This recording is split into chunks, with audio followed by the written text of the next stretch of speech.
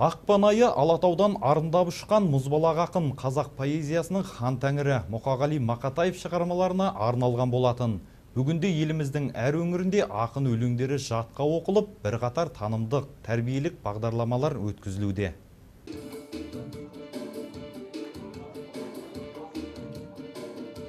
Ақиық ақынның артындағы жас ұрпағына қалдырған асыл мұралары қайта жаңғырып, жарыса шырқалуда. Бүгінде оқушыны оқытып жүрген оқытушылар да ұлы тұлғаның шығармаларына рухани қолдау көрсетіп, жырларын жарыса айтып, жарысты жандандыра түсті. Ондағы мақсат Мұқағали Мақатаев шығармаларын ұстаздар арасында насихаттау. Мұқағали ағамыздың әруағы риза болсын әрқашанда. Қазақ айтады, тіл түзелмей, мін түзелмейді. Біз тілімізді түзеудің бірден бір төте жолы осы көркем сөз оқу, поэзия оқу. Ол енді Абай болсын, Мұқағали болсын, жалпы тіл үйренудің төте жолы поэзия деген құдіретті күш. Соған төрелік етуге келдік. Айтулы кешке құрметті қонақ болып, ұлы ақынның жақындары да қатысты. Таутұлғаның тән тебірентер өлең шумақтарын естіп, ұстаздарға алғыстарын жаудырды. Әр жерде, мынау жерде тойланып жатыр әкеміздің туған күні. Ол енді әкеміздің поэзиясының құдіреті деп білеміз.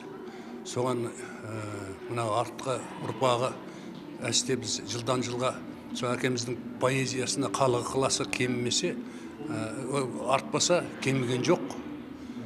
Солға куә болып жүрміз. Атамыздың өз сөзімен айтатын болсақ, күпі киген қазақтың қара өлеңін шекпен жауып өзіне қайтарған ұлы жырдың жаратушысы, ұлы ақын, ұлы тұлға.